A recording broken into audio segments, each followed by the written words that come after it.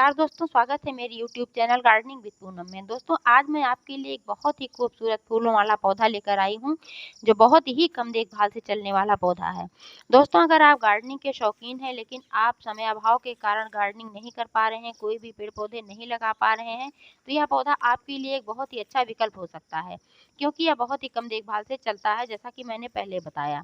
दोस्तों, यह है गुलबाज का पौधा। इसे कई अन्य नामों से भी जानते हैं, mirabilis जलापा, marble of Peru, Krishnakali, 4 o'clock, इसे 4 बजिया के नाम से भी जानते हैं, क्योंकि शाम के 4 बजे इसका ये खिलता है ये फूल, इसीलिए इसको 4 बजिया के नाम से भी जानते हैं। जब ये फूल खिलता है तो इससे बहुत ही भीनी-भीनी खुशबू आती है। इसके फूल कई कलर के होते हैं और सभी फूल बहुत ही मनमोहक लगते हैं। दोस्तों, गुलबाज का हम पौधा भी लाकर लगा सकते हैं और इसे बीजों से भी ग्रो कर सकते हैं। बीजों से ग्रो करना बहुत ही आसान है। आज इस वीडियो में आप जानेंगे कि गुलबाज के पौधे को कैसे हम बीजों से ग्रो कर सकते हैं। तो प्लीज़ वीडियो पर अंत तक बने रहें, और अगर वीडियो पसंद आए तो प्लीज़ लाइक और शेयर करें, और चैनल को अभी तक सब्सक्राइब नहीं किया है तो प्लीज़ चैनल को भी सब्सक्राइब करें। दोस्तों, गुलबाज एक झाड़ी-नुमा पौधा है। इसे आप गमले में भी लगा सकते हैं और ज़मीन पर भी लगा सकते हैं। लेकिन अगर आपके पास ज़मीन उपलब्ध है लगाने के लिए, तो आप इसे ज़मीन में ही लगाएँ, क्योंकि ज़मीन में लगाएँगे तो बिल्कुल भी देखभाल की आवश्यकता नहीं पड़ती है। आप जो पौधा देख पा रहे हैं, यह मैंने ज़मीन में लगाया हुआ है, और ज़मीन में लगाने के नाते ही इसमें अभी तक मैंने कोई भी खाद नहीं डाला हुआ है। मैं कभी भी इसमें खाद नहीं डालती हूँ। लेकिन फ्लावरिंग आप देख पा रहे हैं कि कितनी अच्छी इसमें फ्लावरिंग हो रही है, और इसमें बहुत बढ़िया फूल खिल रहे हैं। हाँ, पानी डालने की आवश्यकता होती है कभी-कभी, जब मिट्टी एकदम ड्राई हो जाए। लेकिन अभी सर्दी का सीज़न चल रहा है, तो इस समय तो पानी भी मैं नहीं डाल रही हूँ। काफ़ी दिन से मैंने पानी नहीं डाला हुआ है। मुझे याद नहीं कि मैंने कब इसमें पानी डाला था। सर्दी के मौसम में भी जब धूप तेज़ होती है, तब इसमें पानी डालने की आवश्यकता होती है। लेकिन अगर गमले में आप लगाए हैं, तो इसमें थोड़ा देखभाल करने की आवश्यकता होती है, क्योंकि गमले में मिट्टी सीमित होती है, तो इसमें जो तत्व होते हैं, पोषक तत्व, वो भी सीमित होते हैं। तो धीरे-धीरे ये पौधा सोख लेता है, तो फिर ख़त्म हो जाते हैं। तो इसलिए इसमें जो है थोड़ा-थोड़ा करके इसमें कुछ न कुछ पोषक तत्व डालना पड़ता है। लेकिन ज़मीन में लगाने के बाद इसकी भी आवश्यकता नहीं पड़ती है। मैंने बताया अभी कि इसमें मैंने कोई खाद नहीं डाला हुआ है, तब भी ये पौधा कितना बढ़िया चल रहा है। लेकिन आप गमले में लगाएँगे तो समय-समय पर इसमें थोड़ी-थोड़ी खाद डालनी पड़ेगी। आप घरेलू खाद डाल सकते हैं, जैसे इसमें गोबर का कंपोस्ट डाल सकते हैं, और इसमें चाय की पत्ती का खाद डाल सकते हैं, क्योंकि चाय की पत्ती में भी बहुत सारे पोषक तत्व पाए जाते हैं।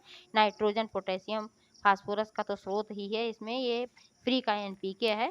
इसको आप इसमें डालेंगे तो ढेर सारी फ्लावरिंग भी होगी और पौधा हरा-भरा रहेगा। कभी-कभी इसमें कीटों का अटैक होता है। अक्सर तो इसमें कभी कीट नहीं आते हैं, क्योंकि अभी तक तो मेरे पौधे में कभी भी कोई कीड़ा नहीं आया हुआ है, लेकिन कभी-कभी हो जाता है। तो आप अगर ध्यान से देखेंगे तो इसमें अगर कीड़े लगे हुए हैं, तो आप इस पे नीम ऑयल का छिड़काव कर सकते हैं। 1 लीटर पानी में 1 चम्मच नीम ऑयल डालकर स्प्रे बोतल से आप इस पे छिड़क सकते हैं। तो सारे कीड़े नष्ट हो जाएँगे और फिर दोबारा कीड़े आएँगे भी नहीं। अगर नहीं भी कीड़े लगे हैं, तो महीने 2 महीने में आप इसको इस तरीके से स्प्रे कर सकते हैं।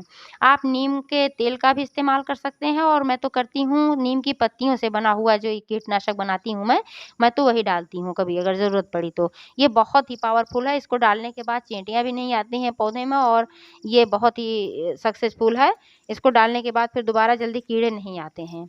तो नीम की पत्तियों से कैसे बनता है नीम की पत्तियों से कैसे कीटनाशक बनता है, इसका वीडियो मैंने डाल रखा है अपने चैनल पर, आप विज़िट करेंगे तो आपको मिल जाएगा।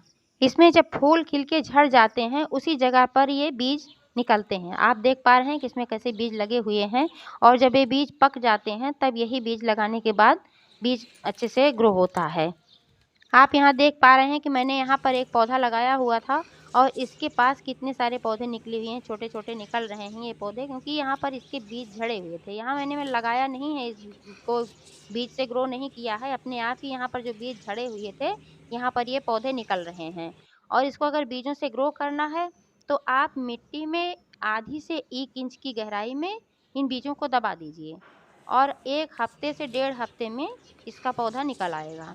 बस इस बात का ध्यान रखना होगा कि जहाँ पर आपने दबाया हुआ है, जिस मिट्टी में आपने इस बीज को डाला हुआ है, उस मिट्टी में नमी बनी होनी चाहिए, मिट्टी सूखनी नहीं चाहिए, क्योंकि अगर मिट्टी सूख जाएगी तो फिर अंकुरण नहीं हो पाएगा। मिट्टी में नमी होना बहुत ज़रूरी है, और थोड़ी-सी गर्माहट देने के लिए ऊपर से आप अगर मल्चिंग कर देंगे, जैसे किसी चीज़ को ड्राई लीव्स है, पुआल है, कोई भी चीज़ अगर डाल देंगे, तो बीज और अच्छी तरीके से जल्दी से ग्रो होगा, क्योंकि जब थोड़ी-सी गर्मी पाएगा तो अंकुरण जल्दी होगा। जब पौधा निकल आएगा तो आप चाहे तो पौधे को वहीं रहने दें, और अगर आप चाहें तो दूसरी जगह भी आप इस पौधे को लगा सकते हैं, कहीं गमले में लगा सकते हैं, कहीं भी लगा सकते हैं।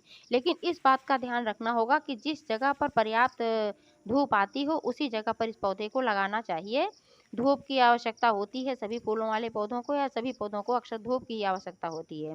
तो धूप जहाँ आती हो उसी जगह पर ये पौधा आप लगाएँ, चाहे आप ज़मीन में लगा रहे हैं, और अगर गमले में लगा रहे हैं तो गमला आप उसी जगह पर रखें जहाँ पर पर्याप्त धूप आती हो। कम से कम 4-5 घंटे की धूप तो चाहिए ही। तो दोस्तों इस तरह से बहुत कम देखभाल से यह पौधा चलता है। दोस्तों जानकारी कैसी लगी प्लीज़ कमेंट करके अवश्य बताइएगा। Thank you. नमस्कार।